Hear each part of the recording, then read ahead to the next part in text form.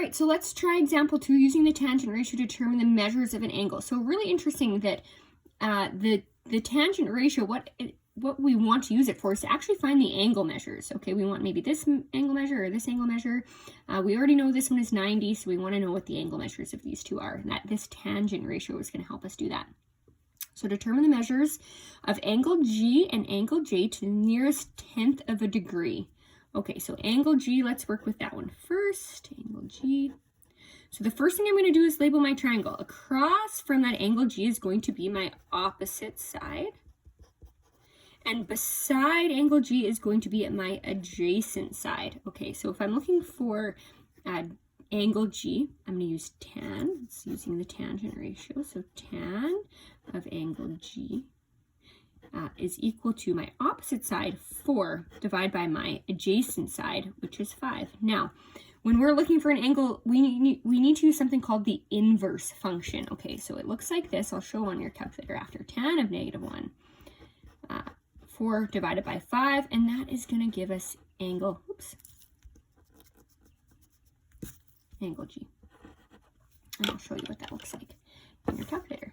So we're going to press on. Now if we press second tan, 4 divided by 5, that is going to give me an angle measure, 38.659 degrees. So angle G is equal to 38.65 degrees. Now, it says to the nearest tenth. The nearest tenth is 1 decimal place, so that means I look to the decimal after, which is 5 and above, so that actually becomes 38.7 degrees. That is angle G.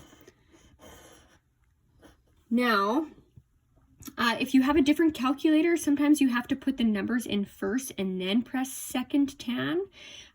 Again, you might just have to check with me or your teacher to see how your calculator works. Okay, now I know that this is 90 degrees here, angle H. I know G is 38.7, so really I can find out what J is, because in every triangle, if I add my angles together, I'm going to end up with 180 degrees. So that means I can take G plus H plus J is equal to 180 degrees. Now, in a 90-degree triangle, in a right triangle, I always have one angle that's 90 degrees. So my H in this case, I'm just going to replace H with 90. Now, there are shorter ways we can do this. I'm just going to write everything out, show all the steps first. I found out what G is. It's 38.7. But before I put that, I'm going to subtract 90.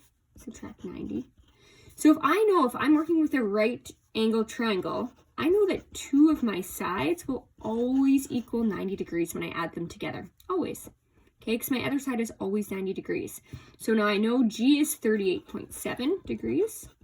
I'm going to add that to J.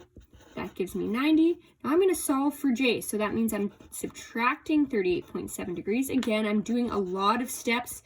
You might not need to do all of these steps to figure out the answer, but I am going to show all of them. So again, in my calculator, you might not need your calculator for this, but I am going to show you on here. So that gives me 51.3 degrees, okay? Now, all of these 3 angles should add up to 180 degrees. So I know I have a 90-degree angle. 38.7 plus the other one I just figured, 51.3, I get 180 degrees. So it's kind of awesome when you're working with right angle triangles. We get to check our work. I'm going to let you do B, and I'm going to do C with you. So draw a triangle to represent tan theta. That looks like a funny. Anyways, equals 5/4. Calculate the angle of, and we're going to call that theta. It doesn't look like a theta, but to the nearest tenth of a degree. So they just want an unknown angle, okay? They're representing that with it's not a theta, but an angle measurement to the nearest tenth of a degree. So we're going to draw a triangle. We have been working with 90-degree angled triangles, right angle triangles. Please don't draw something different than a right angle triangle. Okay, that's what we're working with. So draw a right angle triangle. We can at least start with that if you're not quite sure where to begin. Now pick an angle. So I'm going to pick this one here. Okay, this one down here. So that means tan of my angle is equal to my opposite side. I'm just going to write OPP for opposite over my adjacent side, ADJ. Okay, so if my opposite side in this case is 5, it's the top number, and my adjacent side is 4, so that means opposite is across the whole triangle, so that's 5. Adjacent is right beside, that's 4. So I answered the first part of the question, draw a triangle to represent. Okay, we did that. Calculate the angle. So again, in your calculator, you need to do tan of -1, and then we're going to do opposite 5 divided by 4, and that will equal my theta. Okay, so in my calculator, we press second, tan 5 divided by 4 equals 51.3. Actually, you might want to check your mode. So if you go into your mode button here, it should be highlighted on degree. If you're not getting the same answer as me, maybe just go over, press enter on degree, and then to get out of here, press second, quit. There are different types of measurements for angles called radians, but you'll see those later on. So I get my angle measure to be 51.3 degrees. Awesome.